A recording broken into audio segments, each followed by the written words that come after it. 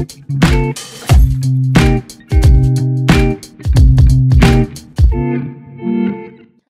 sahabat kreatif, kembali lagi bersama saya Irja Mahardika dalam acara Podcast Talk BPKK Bekasi, tempat ngumpulnya Creative People. Beri tepuk tangan. Pada kali ini kami kedatangan tamu yang sangat luar biasa, yaitu seorang pengusaha yang sukses di bidang wedding dan juga salon. Langsung saja kita panggilkan Ibu Evi. Selamat siang Ibu Evi. Selamat siang Mas Irja. Boleh Ibu diperkenalkan terlebih dahulu biar sahabat kreatif yang di rumah bisa kenal. Karena pepatah mengatakan tak kenal maka tak sayang. Tak sayang. Baik, halo sahabat kreatif. Perkenalkan, nama saya Evi Rahmawati. Biasa dipanggil Evi. Saat ini saya sedang menggeluti usaha di bidang salon dan wedding. Perlengkapan untuk pernikahan pastinya Mas Irja. Tuh ya, dari mulai semua kita handle. Ada paket-paketnya Ibu ya? Ada, semua Salonnya paketnya. itu salon di bidang apa Ibu? Salon rambut kah? Atau salon muka kah? Atau salon apa? Salon semua, dari Semuanya? rambut sampai skincare, body care, semua. Lengkap. Lengkap juga. ya Bu ya? Lengkap, tapi khusus wanita. Kalau untuk paket weddingnya Ibu, apa aja nih yang Wedding ada di juga dalamnya? lengkap semua, dari attire, dari makeup, sampai dekorasi, sampai ada semuanya catering. Iya, Oh, catering juga, Ibu? semua gedung, venue juga bisa saya Akomodir. iya, betul. Iya. Mau nanya nih Ibu, pertama Ibu itu menggeluti bisnis ini tuh dari mana sih? Awalnya? Itu awalnya, iya. Oke. Awalnya itu salon ya Mas ya. Iya. Dari awal tuh sebetulnya tuh saya seorang karyawan gitu, biasa. karyawan Sekarang biasa. malah udah jadi owner ya. Bisa dikatakan alhamdulillah, owner. puji ya. syukur. Nah, awalnya itu saya sebetulnya kerja di salah satu bank swasta di Jakarta. Nah, saat itu saya cerita dari awal nih. Boleh. Oke. Biar sahabat kreatif Sahabat di kreatif rumah, jangan bosan iya. ya. Biar mengetahui nih bagaimana sih kalau ingin menjadi seorang pengusaha itu bangunnya dari mana gitu kan. Baik. Boleh. Jadi awalnya itu saya seorang karyawan di bank swasta di Jakarta. Nah, karena saya hobinya nyalon nih sahabat kreatif. Saya nyalon tuh suka rambut. Saat itu saya nggak kepikiran ya buka salon, cuman saya seminggu tuh bisa 3 kali ke salon. Iya, seminggu udah tuh bisa. Jadi rutinitas. Rutinitas ya, Bu, ya? banget. Sampai di rumah tuh saya nggak punya sampo, karena saya pasti samponya di salon. Iya, samponya di salon. Iya. Semua. Terus saat itu karena saya memang belum lama ya mempunyai keturunan gitu, jadi ya udah, karena pulang kantor juga suami kerja juga gitu kan, sahabat kreatif. Terus saya pulang ke rumah tuh yang pastinya kan sepi, ya udah ke salon. Nyalon, seminggu ya? 3 kali nyalon gitu. Satu saat suami saya bilang gini, kenapa sih kamu nggak buka salon gitu? Sayang uang gajimu habisnya di salon. Idenya muncul dari situ nih. Iya, ya udah kamu buka salon aja.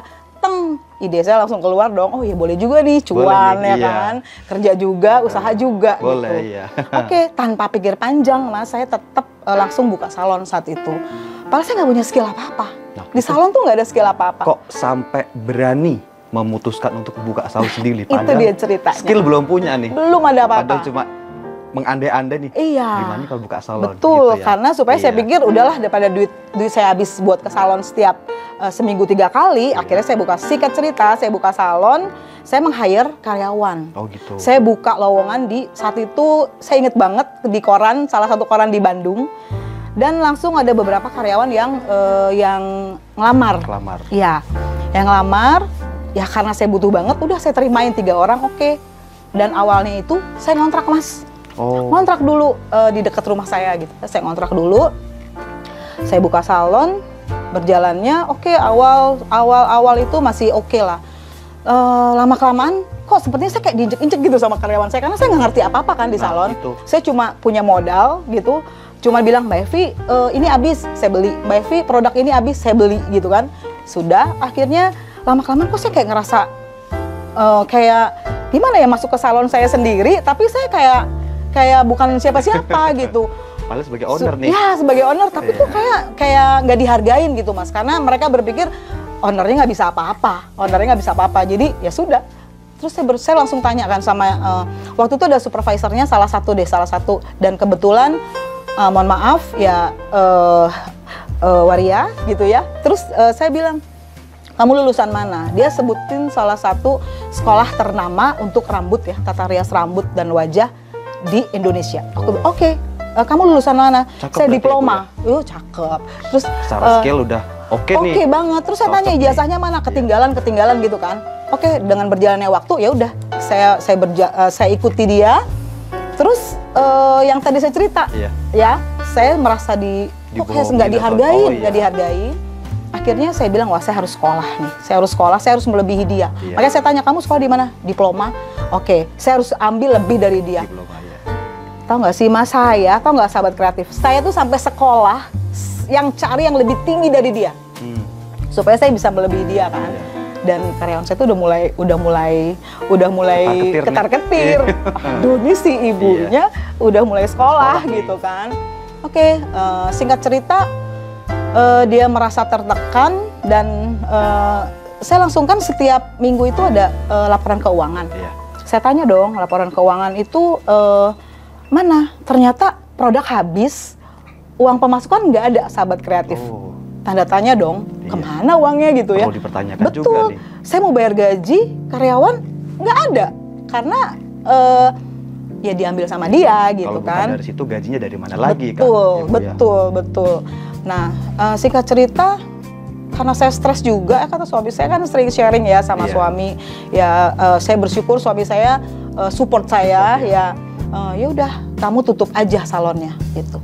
Dan ternyata sahabat kreatif mau tahu, saya info ke karyawan saya itu saya mau tutup salon saya. Saya mau tutup. Dan itu mereka bertahan berapa lama ya Bu? Dari awal berdiri? Kurang lebih 3 tahun, 3 atau 4 tahun. Oh berarti 3 tahunan. Dari karyawan tadi itu 3 tahan sampai 3 tahun? 3 tahunan.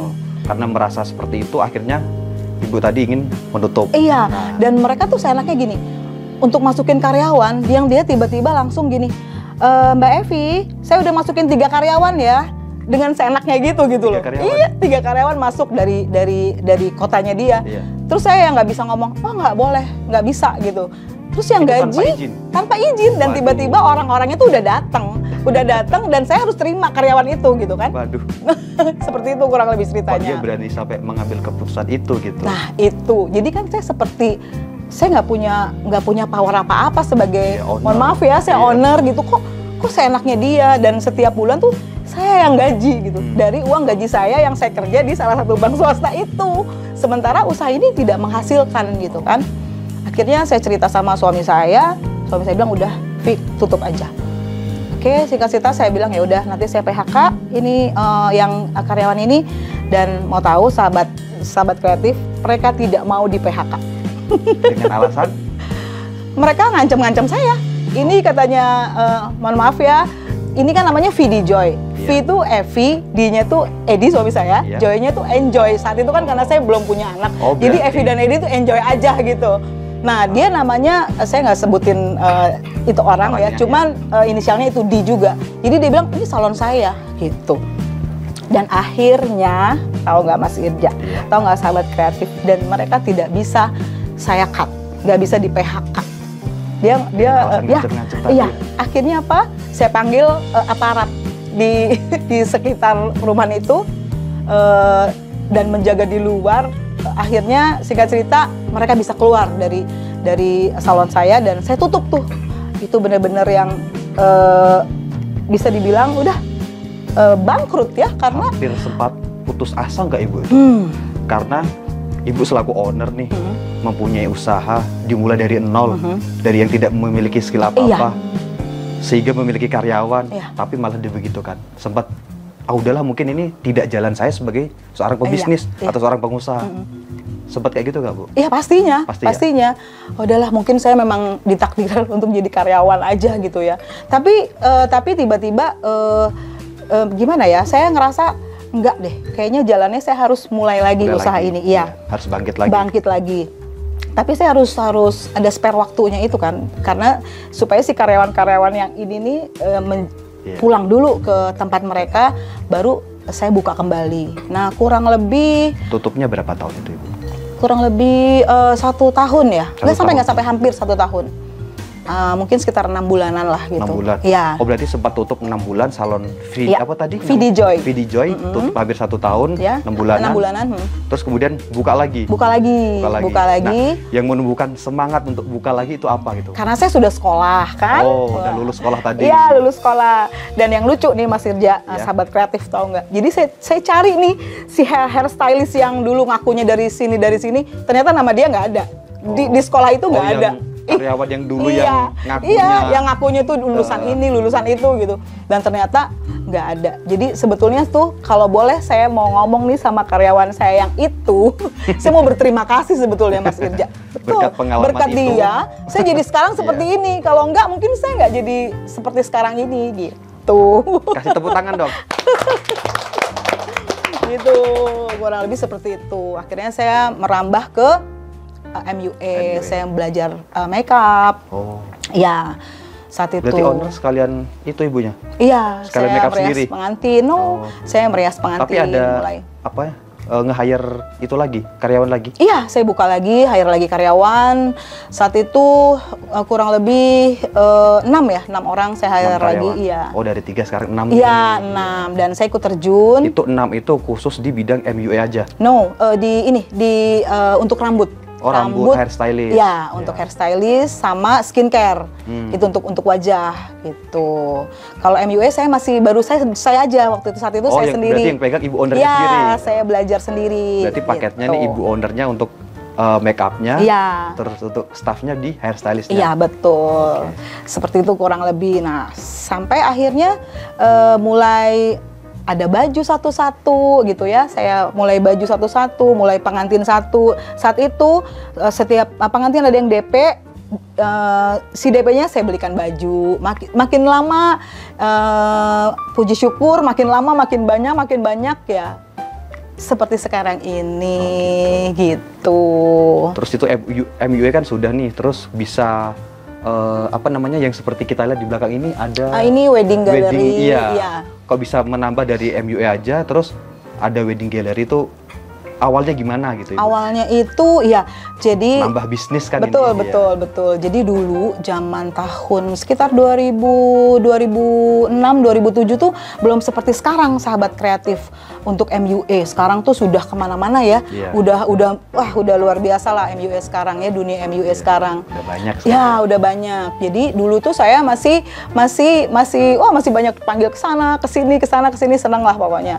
Terus karena banyaknya klien, mulai saya tambah 1 baju, 2 baju, 3 baju, dan akhirnya ketagihan. Dan akhirnya sekarang jadi punya desainer sendiri, punya penjahit sendiri gitu. Semakin berkembang ya? Semakin berkembang. Ya, naik turun juga Mas Irja dan sahabat kreatif. Jadi 2 kali saya ngalamin jatuhnya itu 2 kali. Iya, 2 kali. 2 kali tuh. Jadi akhirnya saya jadi harus membangun kembali ini pun dengan cucuran air mata dan cucuran keringat, sahabat kreatif gitu. Jadi ya harus semangat sebetulnya. Iya, tidak pantang menyerah ya Bu. Betul, nggak pantang menyerah. Kalau udah menyerah dari dulu, mungkin saya nggak bisa punya ini. Mungkin gitu. Ibu bisa sharing kepada sahabat kreatif di rumah, bagaimana sih membangun biar kita tuh tidak ragu gitu loh mengambil keputusan dalam berbisnis. Karena kan Ibu tadi kan udah cerita jatuh bangunnya tuh seperti ini. Betul. Untuk memulai kembalinya itu dibutuhkan semangat lagi gitu. Ya. Baik, sebetulnya sahabat kreatif kita tuh harus benar-benar punya skill. Jadi saya ambil pengalaman saya yang luar biasa ini awalnya, kenapa sampai saya bisa ditipu ya, sampai bisa kayak nggak dihargai sebagai seorang owner ya, maaf. Itu kita harus punya skill sahabat kreatif. Itu nomor 1. Sebetulnya skill. Mungkin kadang-kadang sahabat kreatif di sini juga berpikir, aduh saya nggak punya modal, betul nggak? Ya, itu nomor 1 pastinya. Ya, betul kan? Modal nomor 1. Aduh, kok bisa sih kayak gini? Karena saya nggak punya modal gitu. Sebetulnya bisa. Justru saya dulu nggak punya modal apapun. Jadi dari awal orang percaya kita, jasa kita dipercaya, orang pasti kasih DP dong, Iya. betul nggak? Nah dari DP itu saya putar lagi untuk beli baju, untuk beli kosmetik, yang kurang lebih seperti itu sih, iya. Skill sih nomor satu, gitu. Terus ada pertanyaan lagi nih. Sekarang kan udah banyak nih maraknya MUA dan Ya. paket wedding ini. Ciri khas dari ibu ini apa yang membedakan sehingga para pelanggan itu tertarik gitu Bu? Kan banyak nih MUA yang membedakan apa gitu dari yang lain. Gitu. Oh baik. Iya. Saya ini kan ada beberapa paket ya. Iya. Kadang-kadang saya nggak mungkin di sekeliling kita ini banyak ya. Wah sekarang udah banyak banget sanggar-sanggar Iya, betul. wedding ya, menawarkan harga murah, yang menawarkan yang pasti sih Persaingan harga itu. wah itu luar biasa. Harga dan apa ya, mereka tuh bisa kasih yang dengan harga murah, terus dengan kualitas yang mereka bilang bagus. Iya. Mereka bilang bagus. Ada Nah, kutip. itu hati-hati ya sahabat kreatif. Bukan apa-apa. Banyak sekali di sekeliling saya. Kebetulan saya juga seorang pengurus yang dipercayakan di Harpi. Nah, kebetulan saya ini maksudnya menyediakan dengan paket yang terjangkau. Dan saya berusaha untuk menyenangkan klien saya gitu. Kenapa? Karena di hari spesial itu kan pasti kita pengennya bahagia gitu ya. Iya. Nah, saya akan menciptakan mereka gimana supaya mereka bahagia gitu dengan baju yang saya punya. Mungkin mereka mau custom gitu. Dengan harus happy lah pokoknya kalau untuk di wedding ini gitu, Mas. Kalau menurut Ibu nih, testimoni pelanggan itu penting nggak? Penting banget. Kenapa itu kalau? Karena apa, promosi juga ya, Iya, betul. kita juga jadi bisa jualan gitu. Jadi sebetulnya jualan yang terbaik itu bukan dari brosur loh Mas, Iya. kalau kata saya ya. Saya mengalami Dari soalnya. apa itu Ibu? Dari testimoni, Iya. dan saya bersyukurnya klien-klien saya itu semuanya RO, repeat order. Oh. Jadi Mbak Evi, ini dulu keponakan saya pakai Mbak Evi, pakai jasa Vidijoy. Dulu teman saya pakai Vidijoy, dulu tetangga saya, dulu ini saya. Nah Dari itu mulut ke mulut. dari mulut ke mulut. Saya rasa promosi yang terbaik itu adalah Testimoni pelanggan. testimoni dari pelanggan gitu. Karena mereka kan sudah merasakan sendiri. iya. Makanya- Melihat yang pasti. Nah itu, melihat, merasakan, langsung mereka dari mulut ke mulut bisa Betul. tersalurkan kemana-mana. Iya, betul. Itu sih Mas Irja. Gitu. Tadi kan sudah ngomongin strategi pemasarannya dari Vidijoy itu kan dari mulut ke mulut, Iya. orang-orang pada repeat order karena sudah merasakan dan melihat. Nah, di era sekarang ini kan maraknya digitalisasi. Iya. Ada nggak promosi secara online nih? Entah dari itu Instagram, Facebook, akun X atau akun TikTok, ada nggak? Ada. Kebetulan saya punya Instagram, dari situ juga Mas. Jadi ya saya bersyukur juga dari IG juga banyak klien-klien saya yang nyangkut ya. Kalau kita bilangnya itu nyangkut ya. Nyangkut tuh maksudnya closing ke kami. Itu juga benar-benar sangat membantu IG itu. Oh berarti dia Gitu. nge-DM gitu ya? Iya, dia nge-DM atau mungkin dari temennya, lihat deh Vidijoy Wedding Planner, nanti dia lihat tuh katalog-katalognya gitu di situ gitu. Mungkin sahabat kreatif penasaran nih dengan portofolio dari Vidijoy. IG-nya boleh dicantumin nanti boleh ya? Banget, boleh banget. Apa namanya Ibu? Nanti di follow ya sahabat kreatif, IG-nya di bawah ini, Vidijoy Wedding Planner. Nah, itu Iya. sahabat kreatif, sekalian kepoin aja untuk Kepoin. portofolionya dari Vidijoy itu Ya. banyak ya Bu ya? Bergerak di banyak. bidang MUA, Yes. terus di bidang Rambut wedding juga. Iya. Saya masukin semua Mas. Semuanya ada? Rambut, coloring yang sekarang lagi Oh berarti ngetren. dua usaha itu dijadiin satu IG? Digabung, iya, iya, Kirain betul. pisah itu, enggak ya? Enggak, saat ini masih saya gabung. Saya gabung ya, Iya, digabung ya. saat ini masih saya gabung. Nah, nggak terasa kita udah 24 jam iya. ngobrol. Oh, 24 jam, lama banget. Mungkin Ibu bisa ngasih closing statement buat para sahabat kreatif di rumah. Bagaimana sih tahapan awal untuk memulai bisnis? Gitu. Baik, sahabat kreatif, saya hanya boleh memberikan satu saran. Yang pasti kita harus semangat, kita harus jangan pernah menyerah untuk belajar, belajar, dan belajar. Untuk saya seperti itu, usia saya sekarang sudah 50 tahun lebih, tapi saya masih merasa masih kurang ilmu saya. Ya, kelihatan 50 ya. Awas, aduh, terima kasih. Ya, saya harus tetap belajar, jadi gali skill kita yang paling dalam ya, sahabat kreatif. Dan kalian tuh harus yakin bahwa kalian pasti bisa maju, pasti bisa sukses. Itu aja sih yang pasti skill harus kita gali. Itu jangan takut lah ya Bu. Jangan takut. Kalau takut mencoba, bagaimana kita tahu iya, ya? Betul. Kita harus mencoba dulu. Kayak nyebur air aja Mas, kita kan nggak tahu tuh air dingin apa panas sih. Ceburin dulu deh kaki saya satu. Dalam apa iya, enggak, betul gitu ya kan. Kalau nggak kita coba ya. Iya, makanya kita harus coba. Sebetulnya itu sih kalau saya boleh berikan statement sedikit itu aja. Jangan menyerah. Harus belajar, dan belajar. Itu aja. Belajar biar tidak dibohongin. Betul. Biar gak dibohongin terus kita tambah pinter. Nah, mantap. Iya. Ya, sahabat kreatif, itu tadi obrolan kita seputar dunia wirausaha. Banyak hal yang dapat kita ambil dari cerita Ibu Evi tadi.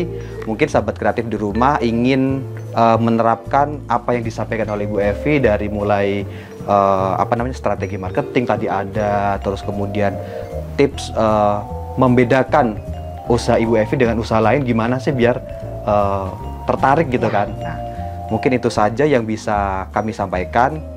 Mungkin sahabat kreatif bisa subscribe channel kami, like, komen, dan nyalakan loncengnya. Dadah! Bye!